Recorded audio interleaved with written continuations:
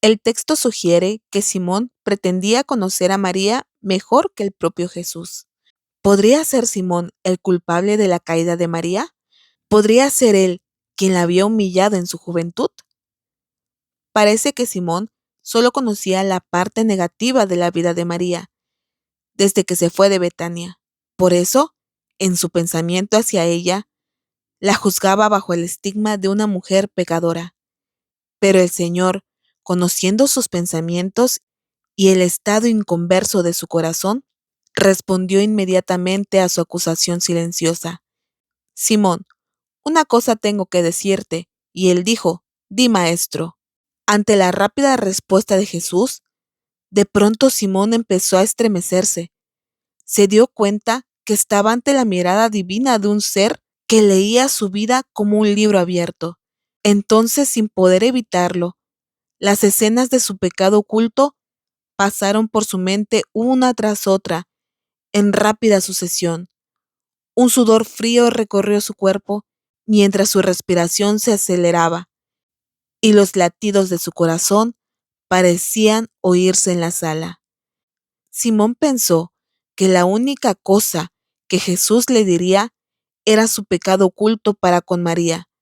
Pensaba que Jesús lo desenmascararía en su propia casa y en su propia fiesta. Se imaginaba lo que pasaría al día siguiente. Los rumores correrían de un lado para otro, llevando la desastrosa noticia. Simón es un miserable leproso. Está podrido moralmente por dentro y por fuera, pero lejos de humillarlo, Jesús le contó una historia que nadie entendió excepto él y María. Un acreedor tenía dos deudores. El uno le debía 500 denarios y el otro 50, y no teniendo ellos con qué pagar, perdonó a ambos. Di pues, ¿cuál de ellos amará más? Los dos deudores no podían pagar su deuda. El que debía 500 denarios estaba tan endeudado que tenía pocas esperanzas de poder pagar todo lo que debía, mientras el que debía 50 denarios podría pagarlos si se le daba el tiempo. Sin embargo, a los dos le llegó el momento de pagar su deuda, y parece que la única alternativa que quedaba era venderlos como esclavos. Pero sorprendentemente, el acreedor perdonó a los dos. El mensaje era contundente. Simón había arrastrado al pecado a la mujer que ahora despreciaba. Ella había llegado a ser muy perjudicada por él. Por los dos deudores de la parábola estaban representados Simón y la mujer.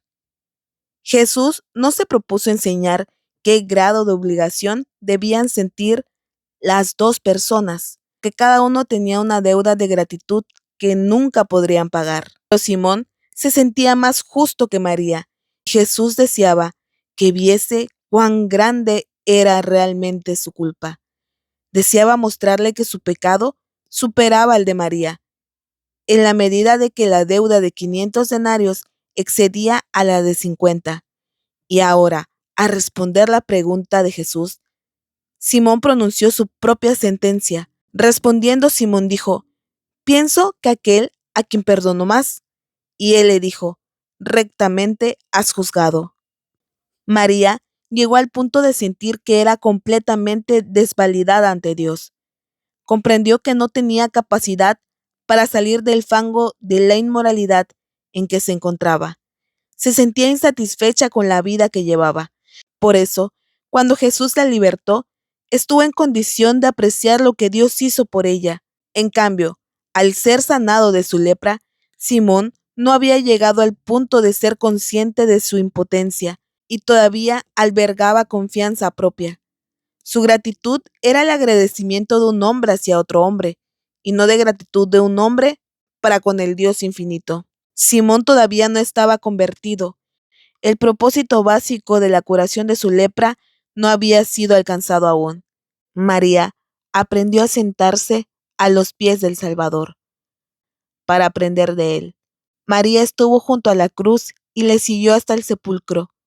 María fue la primera en ir a la tumba después de su resurrección. María fue la primera que proclamó al Salvador resucitado.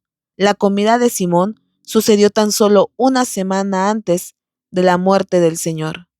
Nosotros también tenemos una dorada oportunidad como Simón y María.